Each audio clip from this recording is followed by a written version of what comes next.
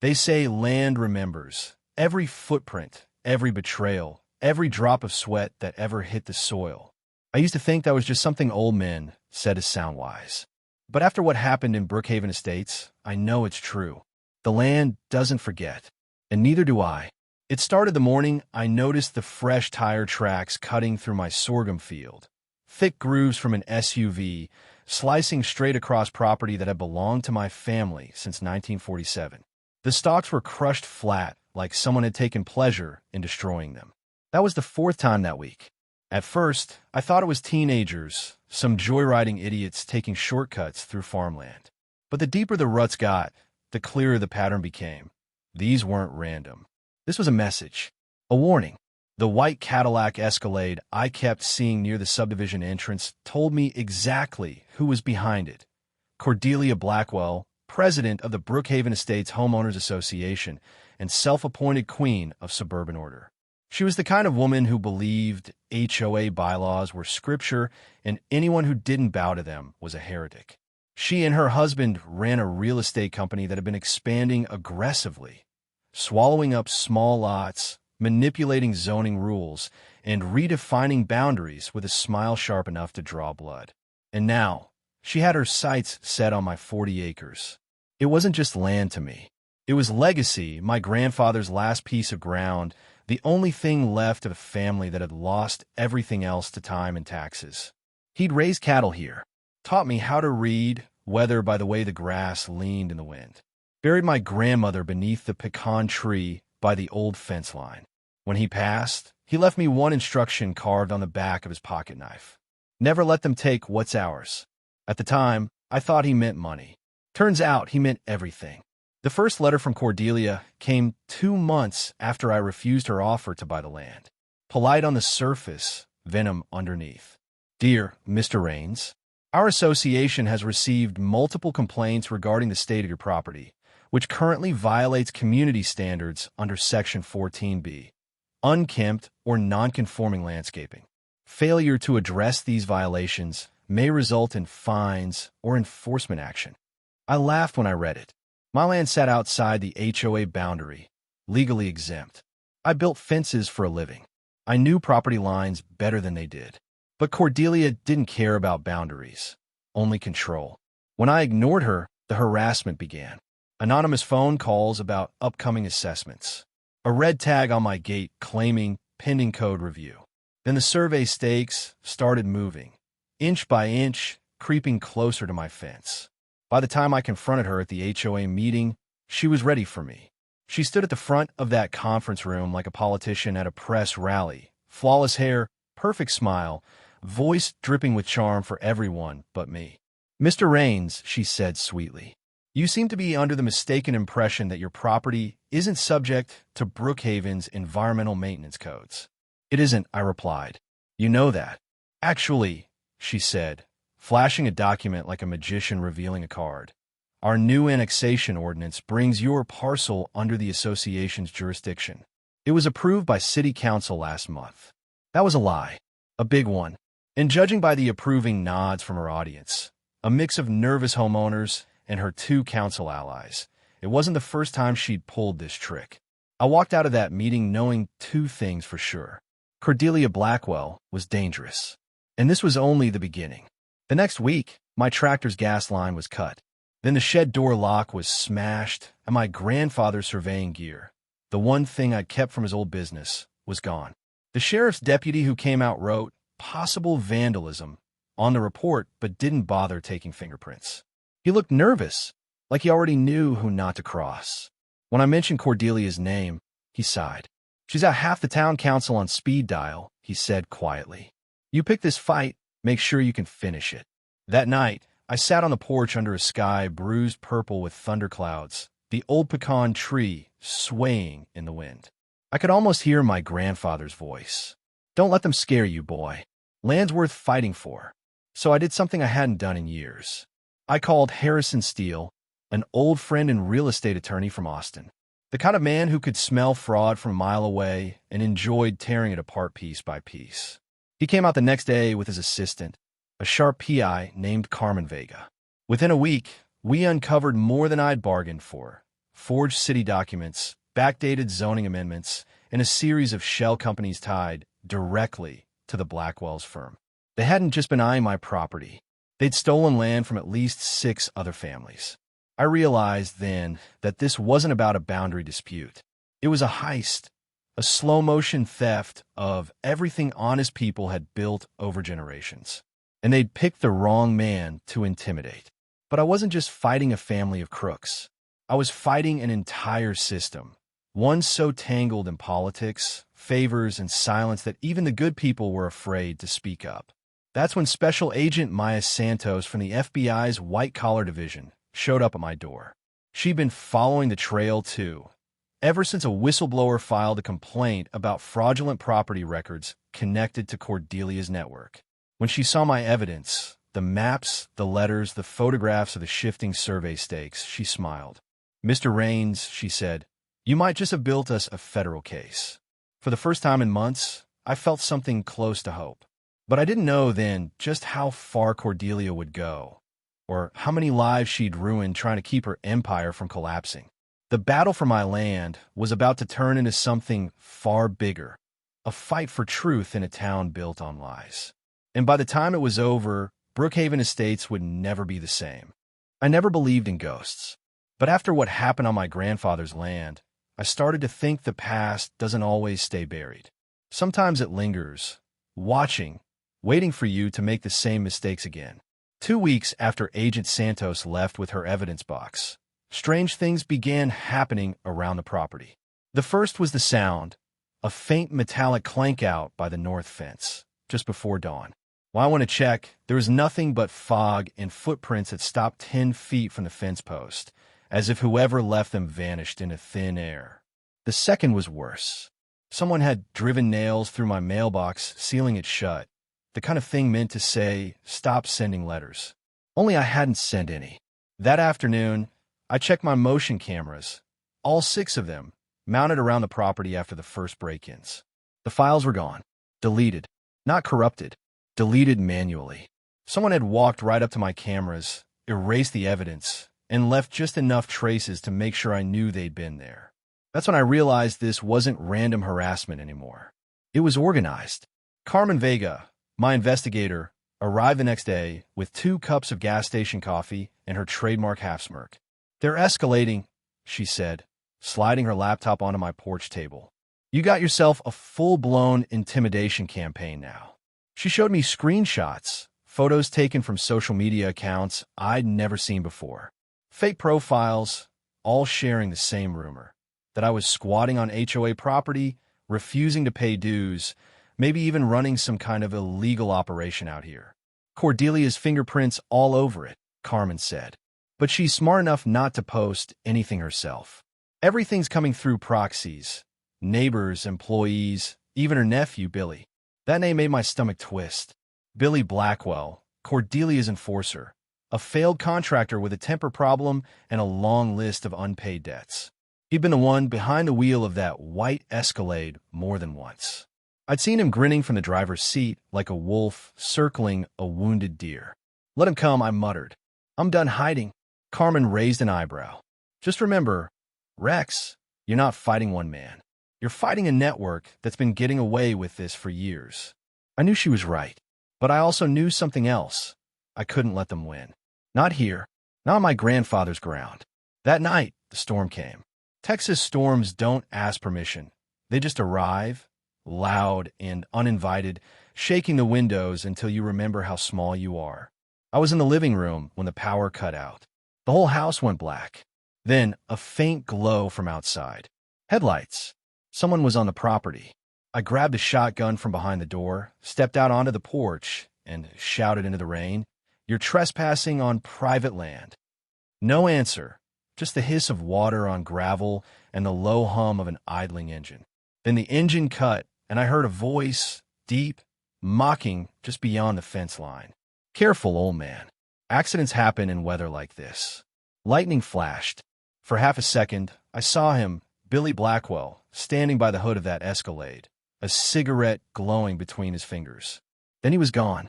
By morning, the storm had cleared, but the fence line looked like a war zone. Posts ripped out, barbed wire scattered like broken glass, a dead armadillo nailed to the corner post. Carmen took one look at it and swore. Classic intimidation symbol. They want you scared enough to sell. Instead, I called Agent Santos. When she arrived, her SUV left fresh tire marks beside the old ones, the first kind that made me feel safe.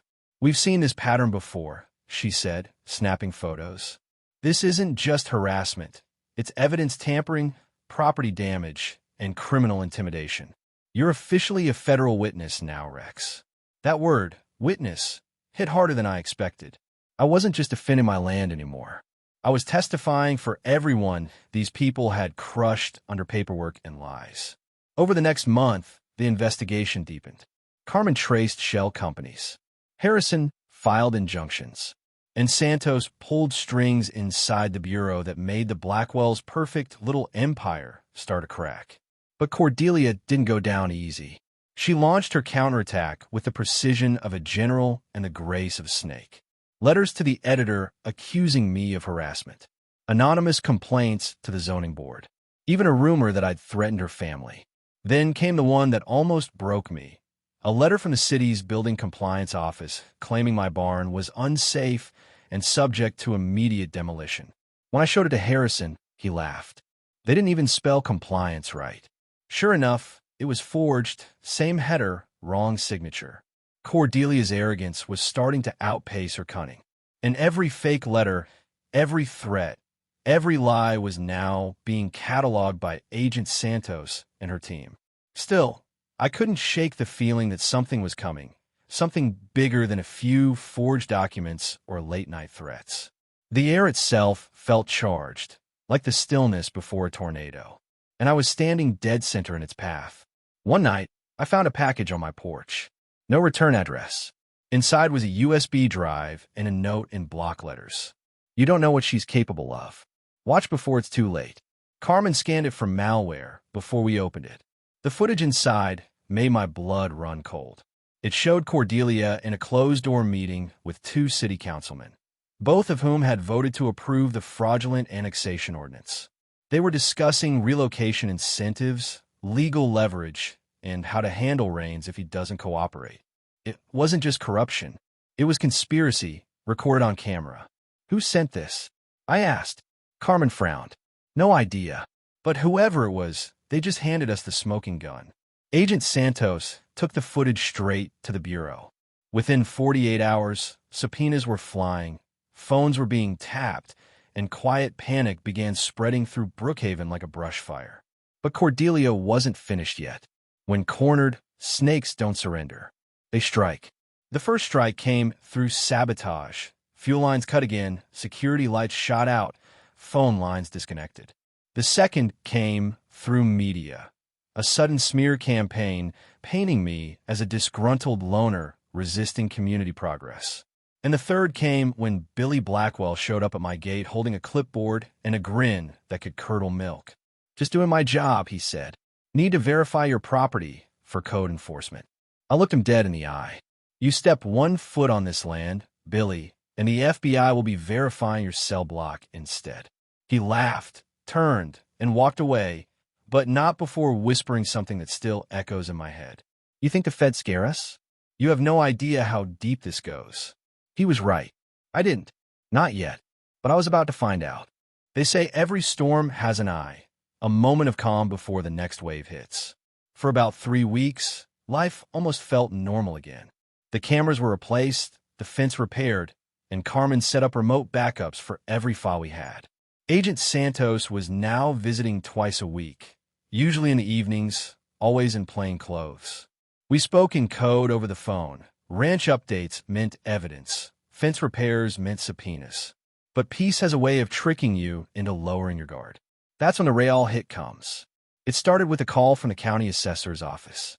"Mr. Rains, we're following up on your recent zoning application," the clerk said. "What zoning application?" "The one you submitted last Friday. You're requesting commercial variance for agricultural redevelopment." I froze. Someone had filed an application under my name, with my signature, my address, even my property survey. Within the hour, my land was officially under review for commercial conversion. which meant no repairs, no building, no selling, and no planting until the investigation was complete. Carmen's voice cracked through the speakerphone. They're locking you down, Rex. Classic tactic. If they freeze your assets, they control the board. Cordelia? I asked. She sighed.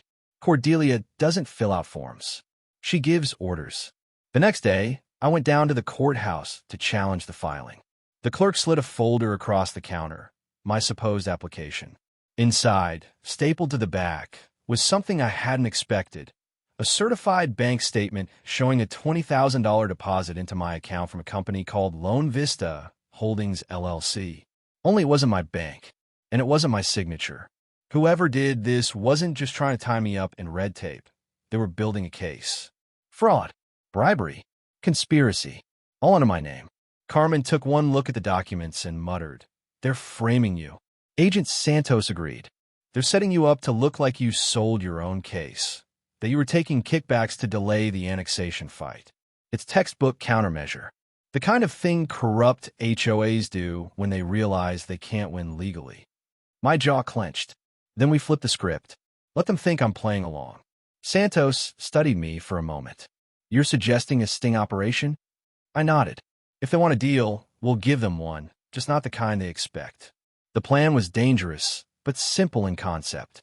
Carmen traced Lone Vista Holdings to a web of shell companies tied to Cordelia's law firm and a real estate investment group in Austin. Harrison drafted a mock sale agreement, an offer to transfer mineral rights from my property in exchange for a payout. The fake deal would bait them into contact, force them to send a representative, and give Santos the probable cause she needed to record everything. We knew it wouldn't be Cordelia herself. She was too careful. But Billy Blackwell? He'd jump at the chance to play messenger. 3 days later, the trap was set. I sat on the porch, waiting. The fake documents spread on the table like bait. The sun was dipping low, that golden hour glow washing over the cornfields. Beautiful, if not for the knot tightening in my chest. At 6:42 p.m., the Escalade rolled up. Billy climbed out wearing a press shirt, cowboy boots, and that same smug grin. "Looks like you finally came to your senses," he said. "Maybe," I replied. "Depends on what you're offering." He opened a briefcase, showing an envelope thick with cash. 20 grand now, 80 later. You sign the mineral transfer, and Cordelia ensures your zoning issues disappear. Clean slate. He leaned closer. You'll even get to keep your granddaddy's house. Sounds fair, doesn't it? I forced a smile. Sounds too fair. The hidden mic under my collar caught every word, and the tiny camera in the birdhouse above the porch caught every angle. "Tell Cordelia," I said, sliding the papers toward him. "I'll think about it." Billy smirked. "You've got until Friday." After that, accidents happened. When he left, Santos' SUV rolled up within minutes. Her team retrieved the recording, checked the audio, and nodded. It was solid. Admissible. "Congratulations, Rex," she said. "You just bought yourself a federal case." For the first time in months, I felt something close to relief. Not victory, not yet, but a crack of light through the storm. Still, part of me knew this wasn't over. People like Cordelia don't panic. They pivot. And her next move would be the kind that breaks bones or reputations. 2 nights later, my phone rang at 2:17 a.m. It was Carmen. "Rex, get out of the house." "Now." "Why?" "Because someone just posted your address on a private HOA forum, claiming you're armed, unstable, and threatening neighbors. They're trying to trigger a police response." My heart dropped. A swatting. Within seconds, I was on my feet, grabbing my ID and stepping onto the porch with my hands raised. Red and blue lights flashed through the trees. "Sheriff's Department. Step away from the house." I followed every command, slow, careful, deliberate. One wrong move, and I'd be another headline about a misunderstood property owner. After they cleared me, one deputy quietly pulled me aside. "Sir, I don't know who's got it out for you, but this was called in from city number. Not a private cell." That was all I needed to hear. Cordelia had friends, deep ones.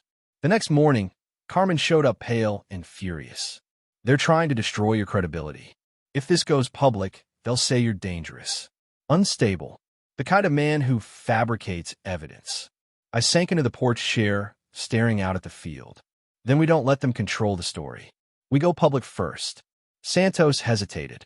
You be painting a target on your back. I met her eyes. The target's already there. She nodded. All right. We'll time the leak right before the indictments. Let the truth hit before they can spin it. For the next week, the operation moved into overdrive.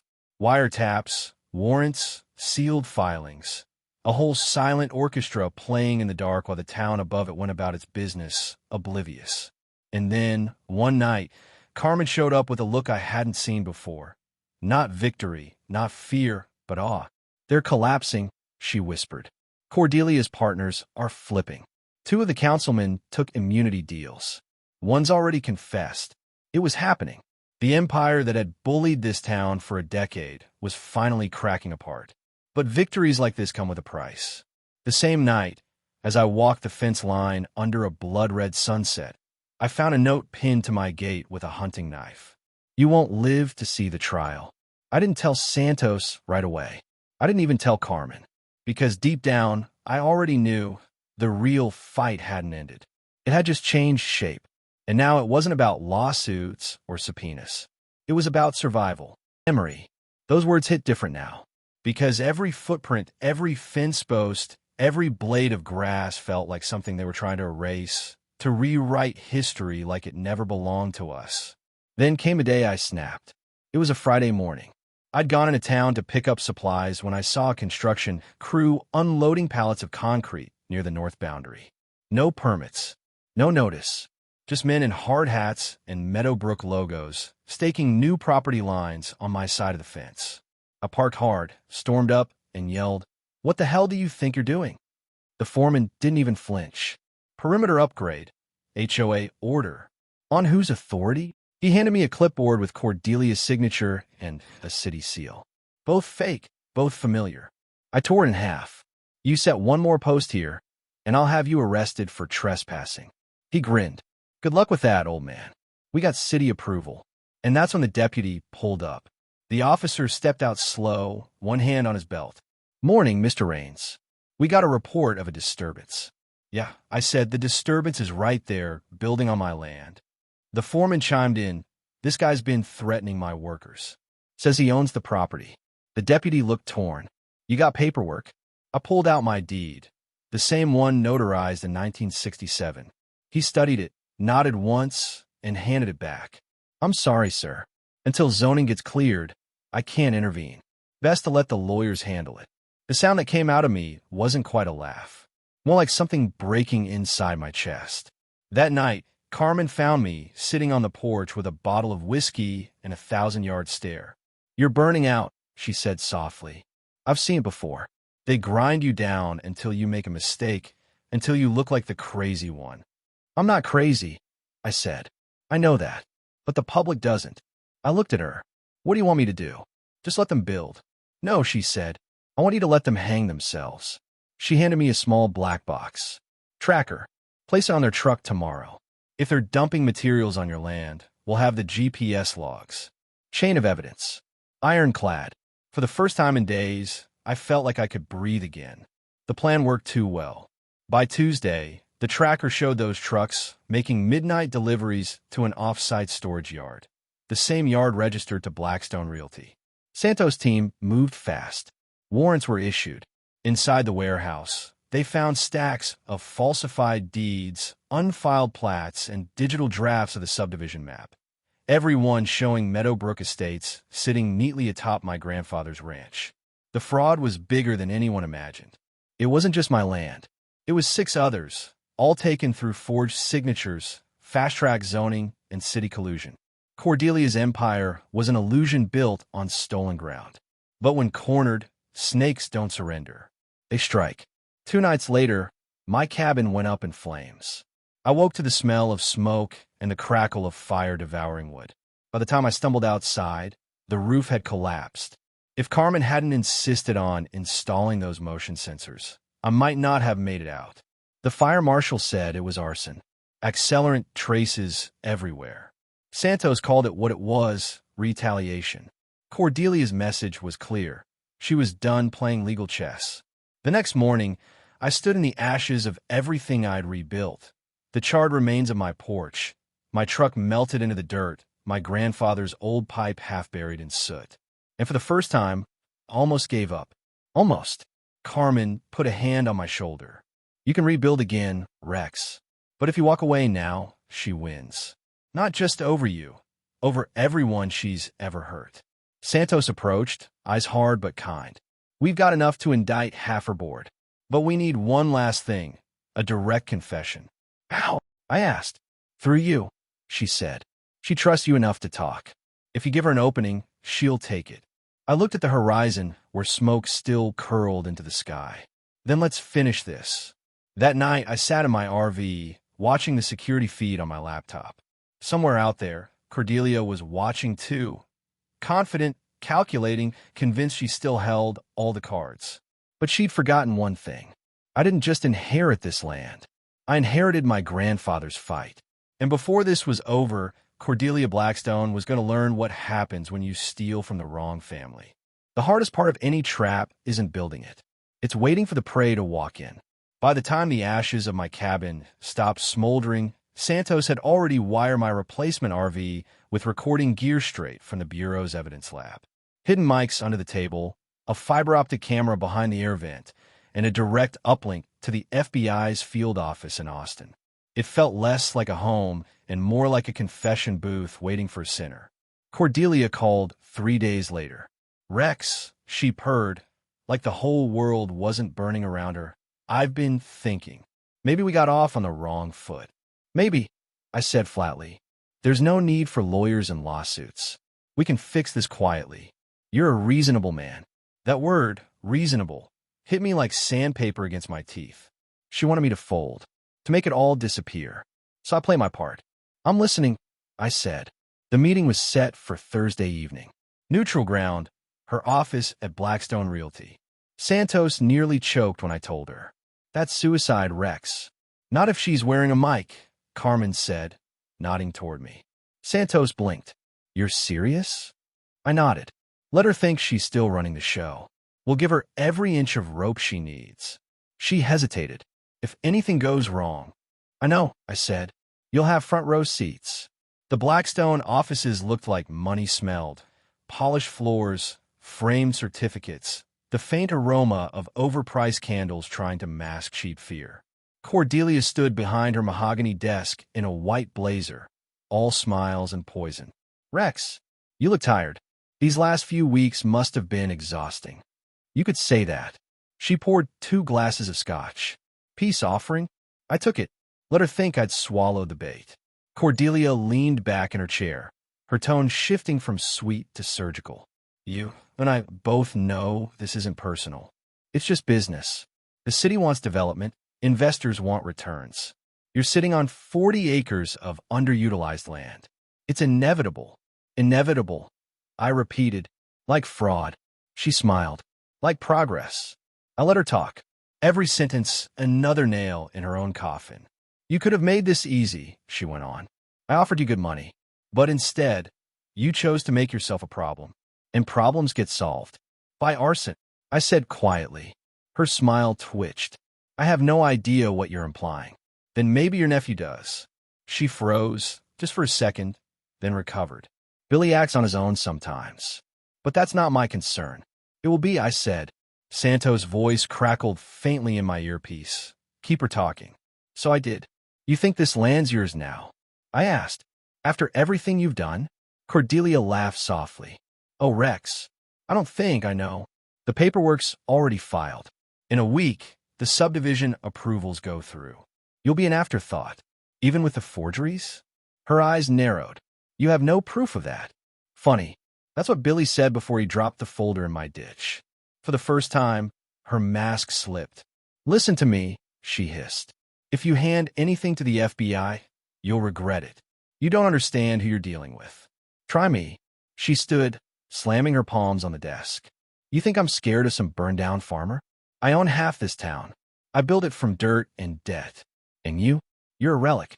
One man clinging to a ghost. Maybe, I said. But ghosts remember. That's when she said it. The line that would end her empire. You want truth, Rex? Fine. I forged the damn documents. Every last one. Because this city needed progress, and your family's land was in the way. You should be thanking me. Her voice echoed in the office. She realized too late what she'd just said. I stood slowly. Thanks, Cordelia. You just made my week. The look on her face when I tapped the edge of my collar mic. Priceless. The door burst open. Santos and her team swept in like a storm, badges flashing, voices sharp. Cordelia Blackstone, you're under arrest for fraud, conspiracy, and obstruction of justice. The silence that followed was almost sacred. Cordelia stood motionless, the weight of reality crushing her carefully built world. Rex, she said softly as they cuffed her, you have no idea how deep this goes. I met her eyes. Actually, Cordelia, I know exactly how deep. Santos read her rights while Carmen photographed every file, every hard drive, every scrap of evidence that could tie her to the web of corruption she'd spun. The hum of fluorescent lights filled the air like background applause for justice finally taking the stage. Outside, the night air tasted cleaner. Santos clapped me on the shoulder. You did good, Rex. Damn good. Feels strange, I said. After all this time, it's just over? Not over, she corrected, but the tide's turning, and the next wave's coming for the rest of them. I looked up at the skyline of Cedar Park, cranes, condos, and streetlights shimmering like false promises. For the first time in months, I didn't feel anger, just quiet resolve. Let's finish this right, I said. The next few weeks blurred into court orders, forensic audits, and press leaks. Every file Santos' team uncovered was another domino. City officials, inspectors, lawyers, all tied to Cordelia's empire of theft. And through it all, Carmen stayed one step ahead, tracing money trails like blood veins through a disease system. One night, she handed me a stack of photos. These are your real enemies now.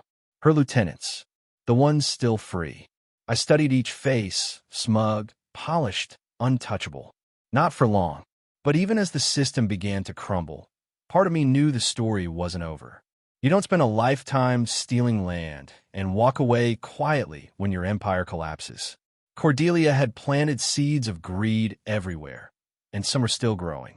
The next move would be theirs. And when it came, I'd be ready. Because this time, I wasn't fighting alone. You'd think watching your enemy led away in handcuffs would feel like closure. But victory doesn't come with applause. It comes with silence, the kind that makes you wonder what's still lurking in the shadows. Cordelia was gone, but her reach wasn't. Within days of her arrest, the machine she'd built started thrashing. Emails leaked. Bank accounts froze. And somewhere in that chaos, her allies decided the best defense was a full-blown smear war. The first hit came from KXAN, the local news station. They ran a story called Land Dispute Reveals Troubled Past.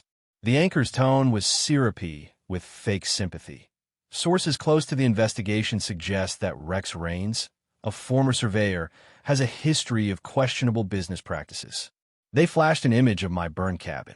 The caption read, "Controversial landowner under investigation." Controversial. That word cut deeper than I expected. By the time the broadcast ended, my phone was already buzzing. Reporters, neighbors, old friends wanting to get my side. The truth was still out there, but lies travel faster. Within hours, a wave of robocalls hit Cedar Park. A smooth, authoritative voice declared, "Attention residents.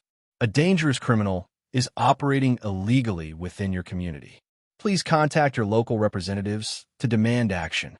It was theater, badly written, poorly acted, but effective. Half the town believed it. Carmen traced the robocall company to a shell corporation called Community Safety Solutions. One subpoena later, we found the IP address, Blackstone Realty's office. Of course, Cordelia's minions weren't smart, just desperate. The digital smear was worse. Fake reviews flooded my old business listings overnight. Rex Raines is a fraud. State investigation pending. Scam my family on a boundary survey. Do not trust this man. Each review posted within seconds of the last, like a factory line of lies. Our forensics expert, Dr. Patricia Indigo, traced them to 3 computers inside Blackstone's main office. They didn't even mask the IPs, she said, half laughing, half exasperated. It's like they want to get caught. Santos called it the dumbest criminal conspiracy she'd ever seen. Wire fraud, identity theft, interstate consumer manipulation. Every click's a felony, she said. We're screenshotting everything. But the smear campaign didn't stop online. 3 city council members, all still loyal to Cordelia, organized a protest downtown. A dozen people showed up, waving justice for Meadowbrook signs like props from a low-budget political rally. Mayor Patricia Rise, one of the few honest officials left, stood on the city hall steps, arms crossed. I've seen more passion at middle school debates, she muttered. By noon, the protesters were outnumbered by reporters. By evening, half of them were under federal observation, because every single activist had been paid directly from one of Cordelia's shell accounts. The beauty of greed is that it leaves a paper trail. Harrison Steele, my attorney, and Santos' forensic team started mapping transactions like a spiderweb. Every fake invoice, every wire transfer, every digital breadcrumb leading back to the same nest. Carmen walked into my RV one night, eyes bright with the thrill of the chase. Rex, she said, we just nailed down something huge. The same corporate car that paid for those robocalls also paid for Cordelia's legal retainer and her nephew's security uniforms. It's all one big, stupid chain. I smiled for the first time in days. So they buried themselves in receipts. Exactly, she said. They've committed half a dozen federal crimes while under investigation. Santos put it more bluntly. It's like watching someone rob a bank during a police convention. Then came the turn. KXAN, humiliated after realizing they'd been duped, aired a retraction live. Their reporter stood on camera, jaw tight, and said, the documents provided to KXAN were found to be fabricated. We apologize to Mr. Raines and our viewers. Behind the scenes, that retraction detonated Cordelia's network. The same people who'd built their careers on her influence were now scrambling for cover. Councilman David Morse called an emergency press conference, trying to clarify his position. He claimed he'd been misled by associates and was re-evaluating his stance. Too late. Santos already had his phone taps, recordings of Morse discussing neutralizing me through official channels. When those recordings went public, his career ended before the press conference did. The dominoes fell fast after that. Fake review bots traced. Shell companies exposed. Contractors flipping for plea deals. Janet Morrison, one of the homeowners who'd once sided against me, started a counter-movement. She knocked on doors, shared copies of the court filings, and spoke to anyone willing to listen. We thought Rex was the problem, she told Channel 8 News, tears in her eyes. Turns out he was the only one telling the truth. That interview changed everything. For the first time in months, the town began to see through the fog. Neighbors who'd ignored me now waved when I drove by. Parents stopped shielding their kids from me at the grocery store. One by one, the walls of lies cracked. Carmen called it the pivot. Once the public turns, the feds can move in clean, she said. No politics, no PR battles, just arrests. And she was right. Over the next 3 weeks, Santos' team built an airtight case. Digital forensics, wire fraud, conspiracy to defraud, obstruction of justice. When she briefed me before the final move, her expression was equal parts exhaustion and triumph. Rex, we've identified 23 federal crimes committed by 12 people, just in the last 6 weeks. She handed me a thick folder. Inside were names I knew too well. Robert Williams, Frank Kellerman, Patricia White, all core members of Cordelia's circle.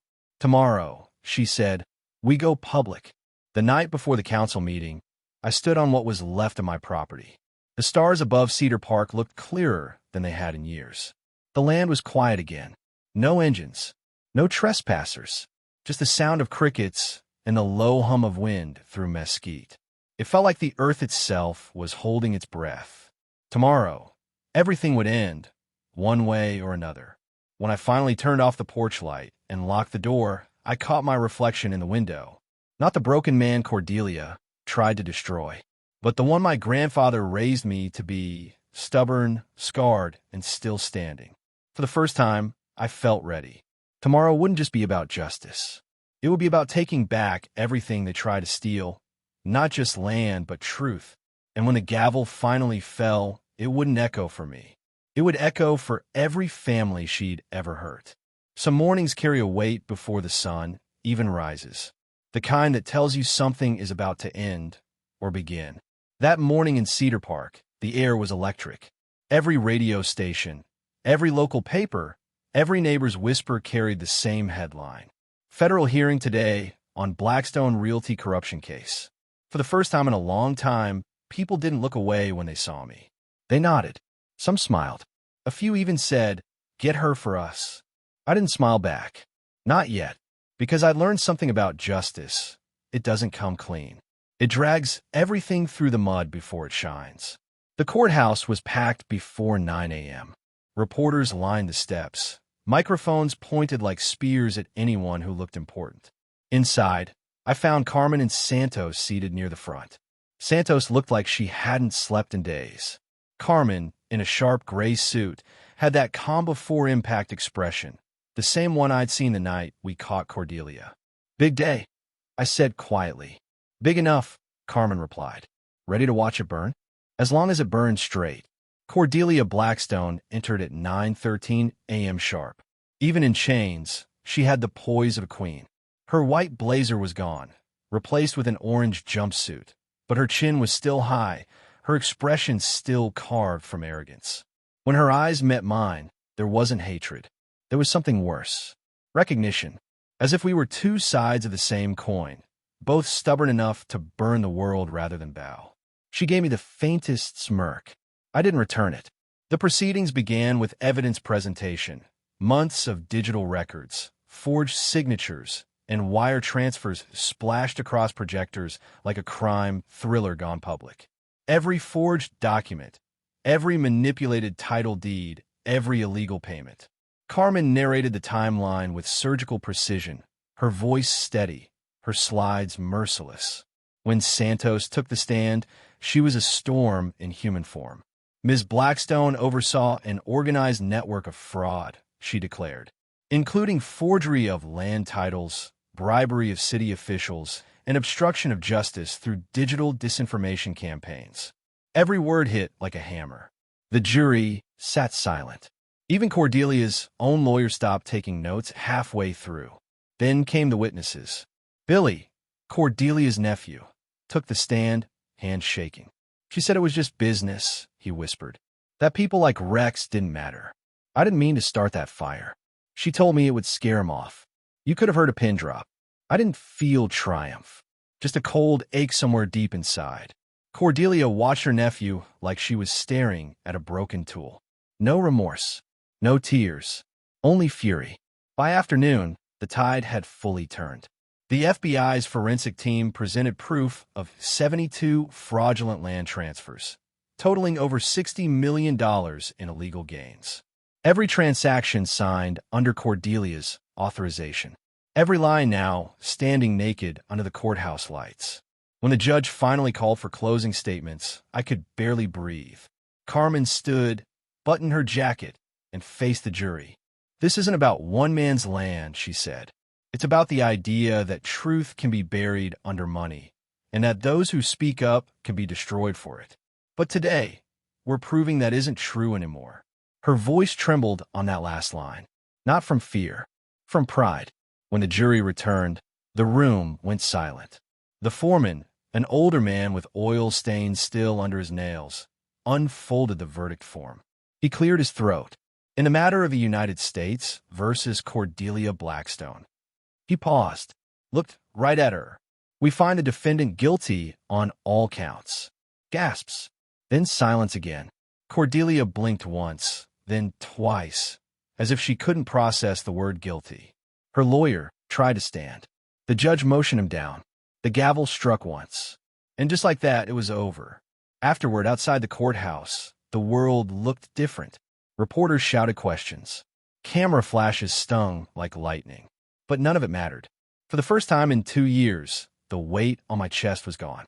Santos hugged me, something she'd never done before. "Rex, you're officially free." "Free," I said. "After all this?" She smiled. "Freedom doesn't mean untouched. It means you survived." Carmen joined us, tucking her notes under her arm. You know, you could sue the city for damages, she said half seriously. I laughed, genuinely for the first time in forever. And do what? Buy another farm they can burn down? She grinned. You could rebuild. I looked past them, at the horizon beyond the courthouse. Yeah, I said softly. Maybe I already am. That evening, I drove back to my land. The grass was growing again where the fire had scorched it black. Wildflowers had started to bloom along the fence line.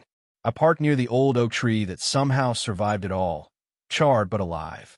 Sitting there, I thought about everyone who'd been crushed by Cordelia before me. Families who lost their homes. People who never got their day in court. Maybe this victory wasn't just mine. Maybe it was theirs too. As the sun dipped below the horizon, I felt something I hadn't felt in years. Peace. Not the kind you read about in books. The kind that comes from knowing you faced the storm and it didn't break you. The kind that whispers you did what was right, even when it cost you everything. I closed my eyes and let the wind move through the grass. For the first time, it didn't sound like warning. It sounded like freedom. Epilogue.